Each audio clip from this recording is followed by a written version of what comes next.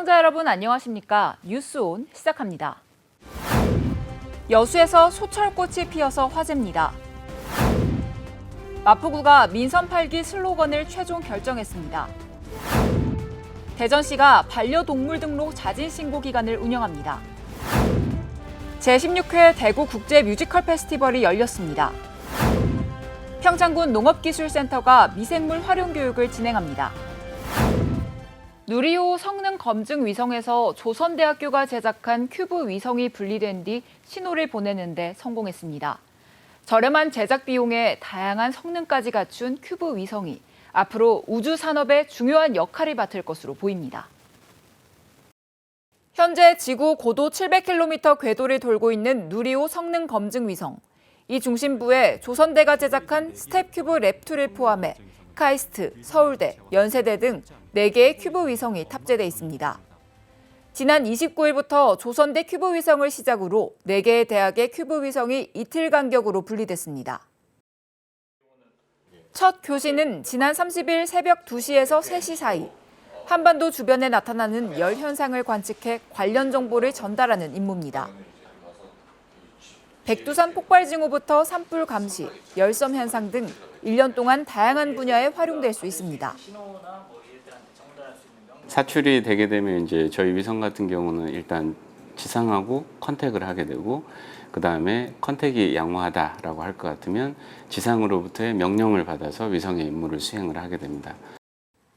한편 스텝큐브 랩2에 이어 누리호 성능 검증 위성에 남아있는 카이스트, 서울대, 연세대의 큐브 위성도 이틀 간격으로 분리될 예정입니다. 100년에 한 번 핀다는 소철꽃을 아십니까?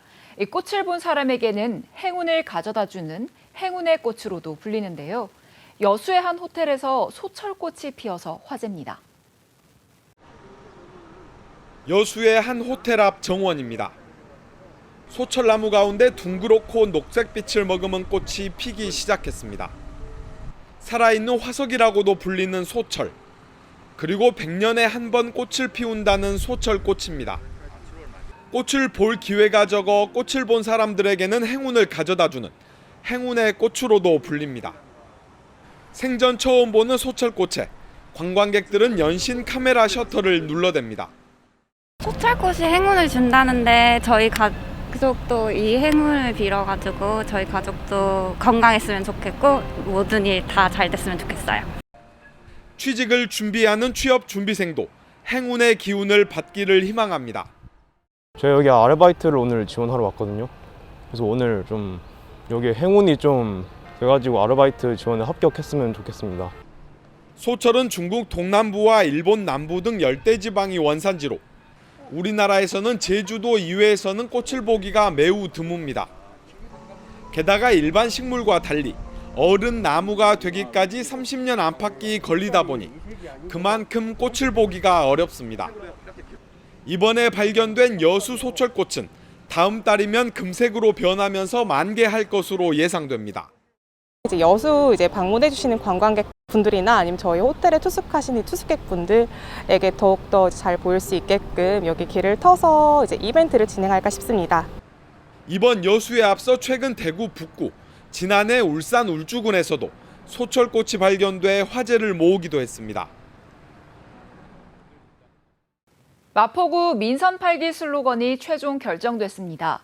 응모 작품 중에는 새로움, 변화라는 키워드가 가장 많았는데요. 지역의 변화를 바라는 구민들의 염원을 담아 이번 민선 8기 슬로건은 새로운 마포, 더 좋은 마포로 결정했습니다.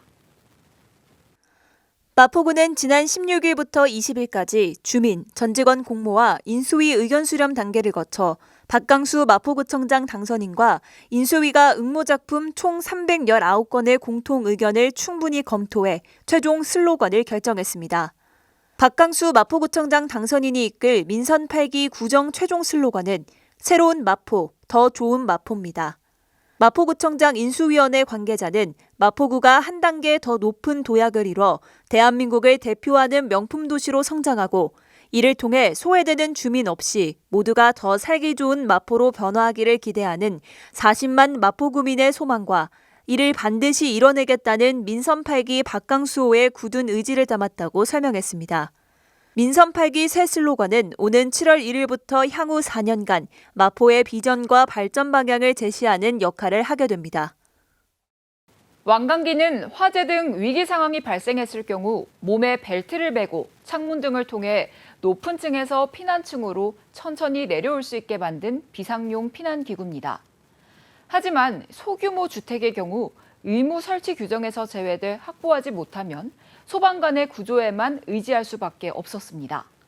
이에 마포구는 전국 지방자치단체 중 최초로 일반 가정집에 왕강기 설치 지원 사업을 시작했고 올해도 사업을 이어 진행합니다.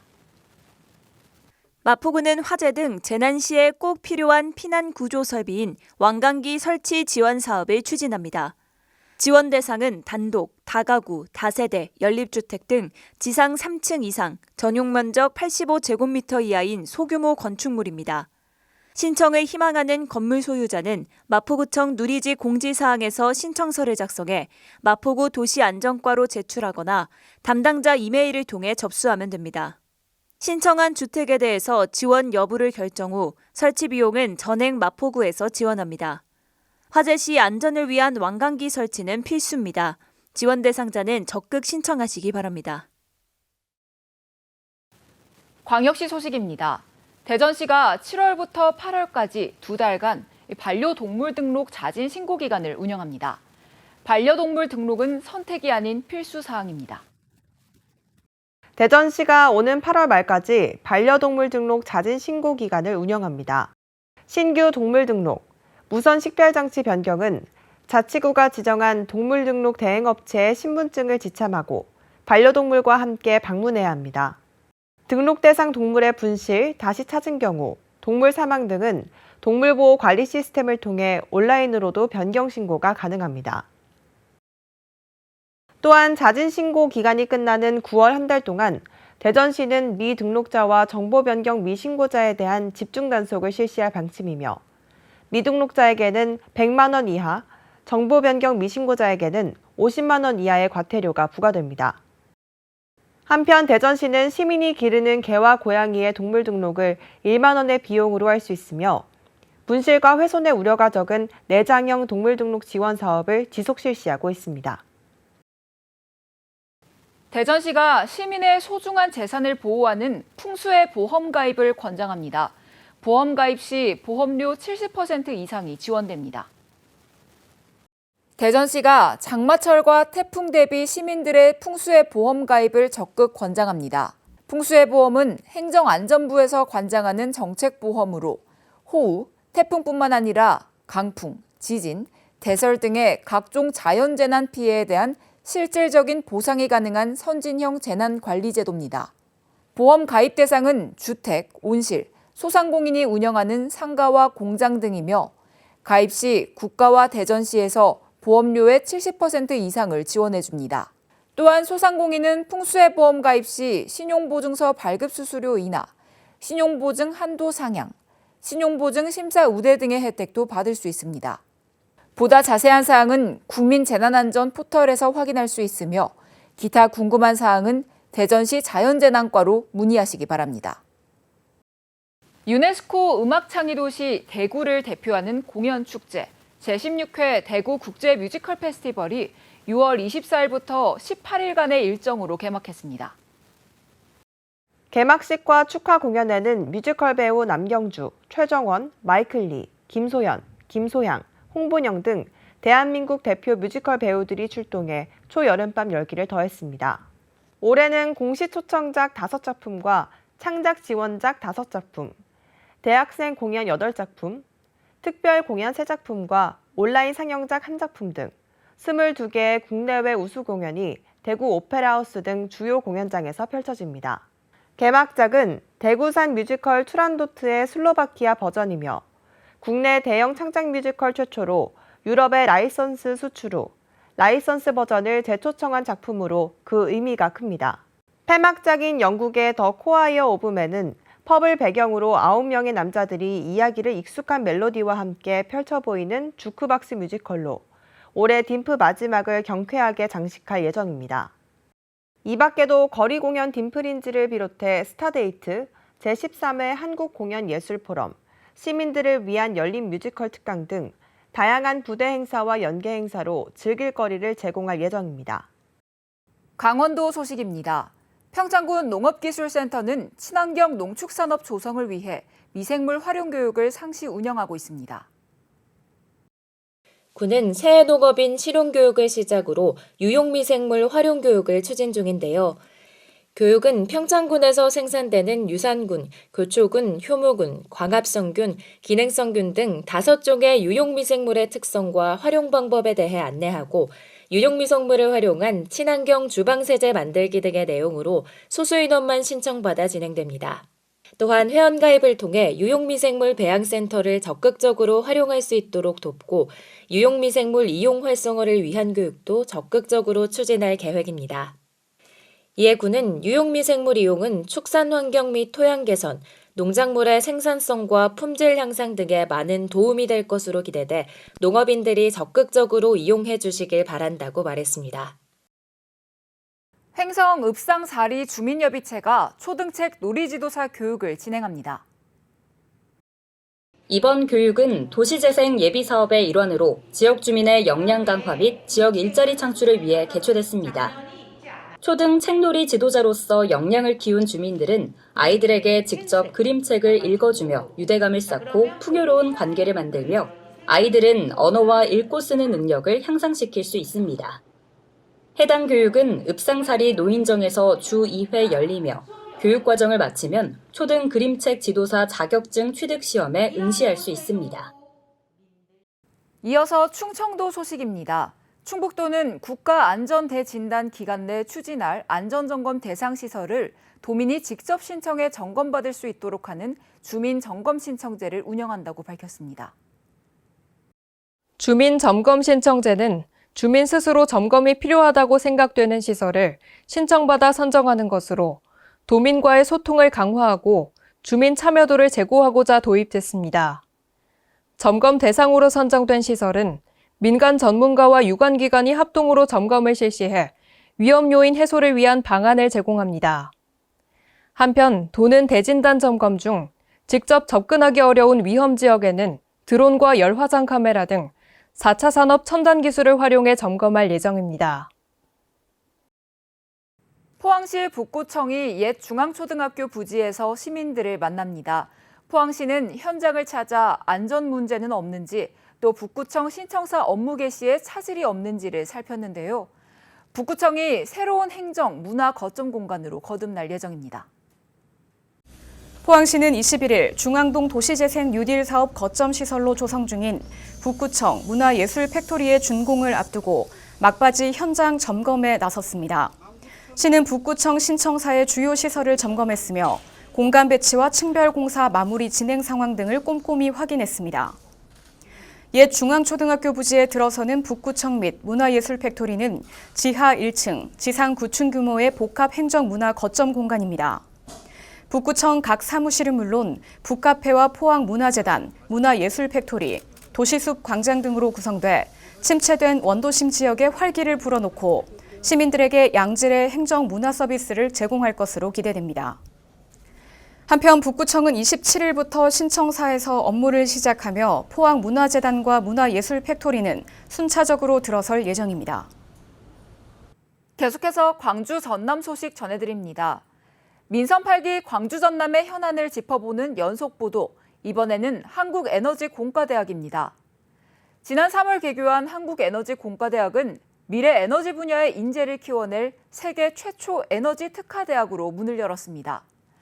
에너지 신산업을 선도할 중심축으로 기대를 모으고 있는데요. 열악한 재정과 정부 지원은 해결해야 할 과제입니다.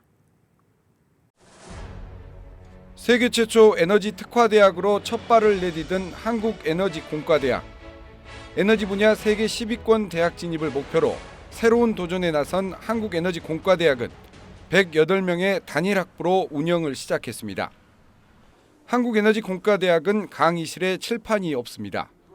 일반적인 정보 전달보다는 토론 중심의 교육으로 학생들 스스로 과제를 해결하고 역량을 키워가게 됩니다. 24대 1의 높은 경쟁률이 보여줬듯이 미래 에너지 인재 육성의 요람이자 나주혁신도시 에너지밸리의 중심축으로 에너지 신산업을 선도할 것으로 기대됩니다. 지역과 여러 산업과 협력을 해서 이 나주시하고 전라남도를 글로벌 에너지 허브 중심 지역으로 만들고자 하는 계획을 가지고 있습니다. 한전공대는 지난 정부의 100대 국정과제로 채택됐지만 우여곡절 끝에 특별법이 통과돼 개교에 이르렀습니다. 초기 투자금은 한전이 부담했지만 전라남도와 나주시가 올해부터 10년간 100억씩 총 2천억 원의 운영비를 부담하게 됩니다. 지난 정부 시절에 야당이었던 국민의힘이 부정적 견해가 강했던 터라 현 정부에서도 지원 의지가 이어질지 관건입니다. 개교는 했지만 아직 사층 규모의 한계동에서 강의와 행정 업무를 병행하고 있어 도서관과 연구시설 등이 완공되는 2025년까지 학생들의 불편도 예상됩니다.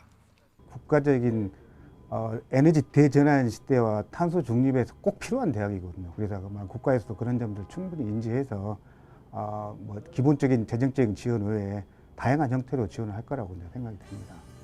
한국에너지공과대학은 글로벌 에너지 인재 육성과 함께 광주 전남의 미래 신산업을 선도하는 핵심 축으로 도약을 시작했습니다. 이어서 전남의 미래 먹거리인 해상풍력 산업 살펴보겠습니다. 전남의 해상풍력은 지난 정부의 핵심 과제 중 하나로 12만여 개의 일자리를 창출하는 미래 산업으로 추진되고 있습니다. 막대한 부가가치와 전남의 산업 체계를 뒤바꿀 블루오션으로 평가받고 있는데요. 현 정부의 지원을 계속 끌어낼 수 있을지 관건입니다.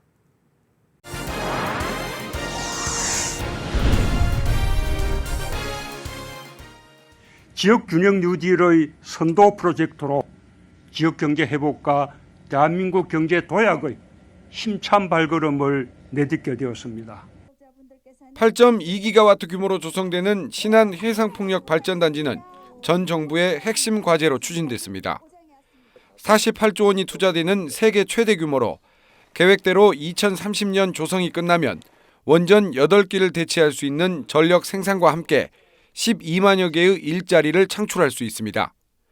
목포 신안과 대불산단을 중심으로 배후단지와 해상풍력 설비 제조단지가 조성돼 조선업 중심이었던 전남 서남권의 산업체계에도 큰 바람을 불러일으킬 것으로 기대하고 있습니다. 기계와 토목과 건축과 금융 이러한 산업들이 연계되어 있기 때문에 그러한 연계된 산업이 이 전남에도 새로 기업들이 유치가 되어지고 그런 산업들이 발전될 수 있는 그런 계기가 될 것 같습니다. 해상풍력단지의 성공적 추진을 위해서는 주민 동의가 핵심입니다. 어권 피해나 환경 문제 등에 대한 반대 의견도 만만치 않아 전라남도는 찾아가는 설명회를 통한 공감대 확산에 힘을 쏟고 있습니다. 이른바 에너지연금을 조례로 제정해 에너지 생산 이익금의 주민 공유도 추진됩니다. 현 정부의 지원을 계속 이끌어내는 것도 관건입니다. 풍력산업 고도화로 국정과제에 포함돼 첫 단추는 잘 꿰지만 막대한 민간 투자를 뒷받침할 제도적 지원이 필수적입니다. 이를 위해 규제 완화와 인허가 절차 간소화, 송배선로 같은 접속 설비 지원 등을 위해 지난해 발의된 풍력발전 보급 촉진 특별법 제정이 시급한 상황입니다. 민간 투자를 위해서 과감하게 규제를 철폐하겠다라고 주장하고 계시기 때문에 우리가 풍촉법을 통해서 복잡하고 긴 인허가 절차를 간소화할 수 있는 이런 부분을 만들어 가고자 하고 있습니다. 전남의 해상풍력은 지역의 100년 대계를 책임질 미래 신산업이자 세계적인 신재생 에너지의 중심지로 도약하는 핵심 과제로 꼽히고 있습니다. 다음은 무등산 케이블카입니다. 무등산 케이블카 설치 문제는 광주시장 선거 당시 쟁점으로 떠오르며 후보자들마다 엇갈린 입장을 내놓았었는데요. 중립적 입장을 취했던 강기정 당선인이 정부의 환경정책 변화 기조에 맞춰 케이블카 설치로 돌아설지 관심이 모아지고 있습니다. 누구나 무등산의 아름다운 경치와 풍경을 즐길 수 있도록 하겠다. 국민의힘 광주시장 후보였던 주기환 후보가 대표 공약으로 내건 무등산 아트 케이블카.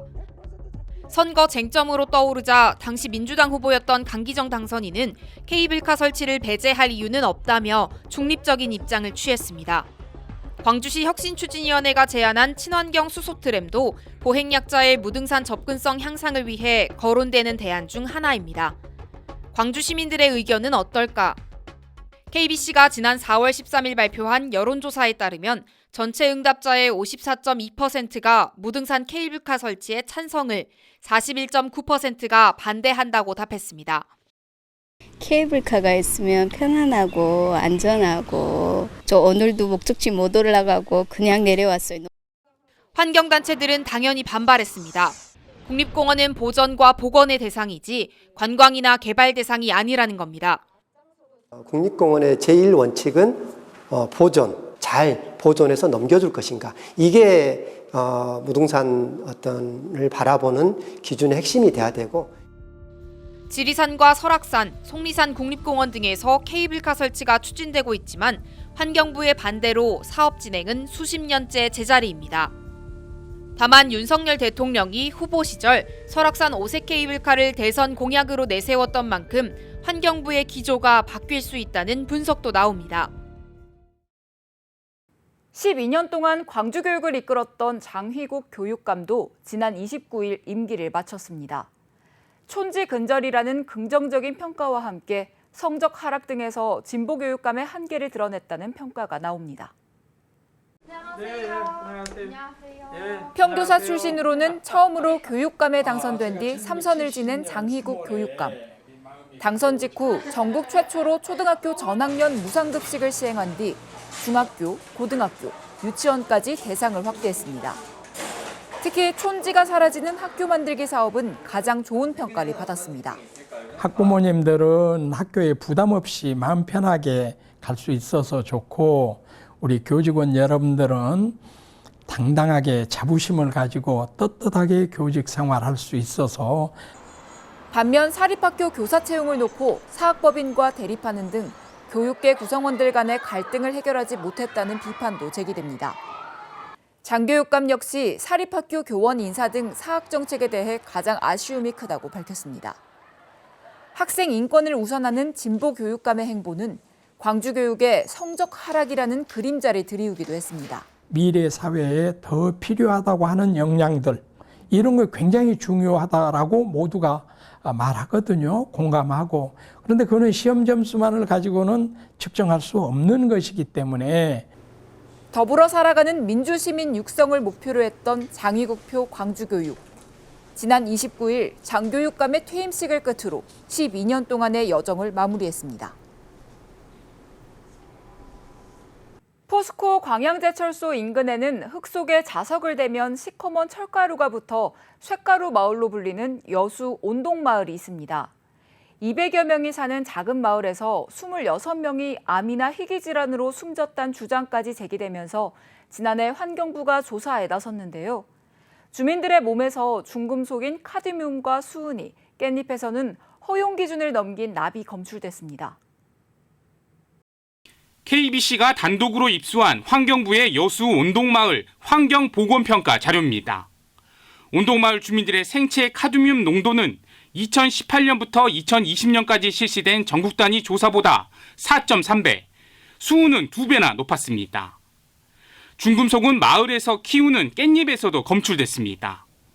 납은 엽채류 허용 기준을 초과했고, 카드뮴과 수은은 허용 기준 미만이지만 국내 유통 채소류보다 높았습니다. 온동마을의 대기 중 중금속 농도도 다른 지역에 비해 높은 것으로 조사됐는데, 환경부는 포스코 광양제철소의 영향으로 추정했습니다. 포스코의 영향이 있을 거로 이제 의심할 수가 있는 부분이고요. 그 생체 노출 같은 값들이 좀 높게 나온 부분들이 이제 전국 대비해서 부분들이 좀 있는 것들은 좀 확인을 한 사항입니다. 중금속이 주민들의 건강에도 악영향을 미치는 것으로 추측됩니다. 건강검진에 참여한 86명 중 7명은 갑상선 호르몬에서 이상 수치가 발견됐고, 10명은 암 진단법으로 불리는 암 태아성 항원 검사에서 정상 수치를 넘겼습니다. 지속적인 조사와 함께 주민 이주 등의 보다 적극적인 조치가 필요해 보입니다. 무엇보다도 주민들의 생명과 건강에 밀접하게 관련이 있는 사안인 만큼 포스코가 지자체 그리고 지역 주민들하고 지속적으로 소통해야 하고요. 포스코 광양제철소는 아직까지 온동마을에 대한 환경부 조사 결과를 받아보지 못했다며 자료를 받은 후 조치를 검토하겠다고 밝혔습니다. 광주광역시의 현안과 역점 사업을 책임질 고위직 공무원들이 명예퇴직과 민선 7기 마무리에 따라 연이어 자리를 비우고 있습니다. 새로 출범하는 민선 8기에서 이 고위직 자리에 누가 앉느냐에 따라 앞으로 4년 시정의 방향성도 읽을 수 있을 것이란 전망입니다. 광주광역시 고위직 공무원 가운데 가장 관심이 가는 자리는 부시장입니다. 조인철 문화경제부시장이 민선 7기와 임기를 같이 하며 퇴직할 예정입니다. 민선 8기에서는 정무와 예산 확보 가운데 어느 쪽에 방점을 두느냐에 따라 부시장의 역할을 달리할 수 있습니다. 민주당이 야당이 된 상황에서 중앙정부 예산 확보를 위해 기재부 출신을 중용할 수 있다는 전망이 나옵니다. 한편에서는 청와대 정무수석을 역임한 강기정 당선인이 정무의 중요성을 내세우며 캠프 내 인사를 앉힐 수 있다는 예측도 있습니다.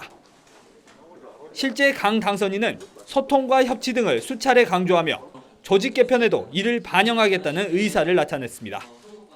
어디에 어떻게 설치해야 될지는 아직 거기까지 나가 있지 않습니다만 상생과 균형 발전을 담당하는 그 기구를 만들어야 되겠다는 생각을 갖게 됐습니다.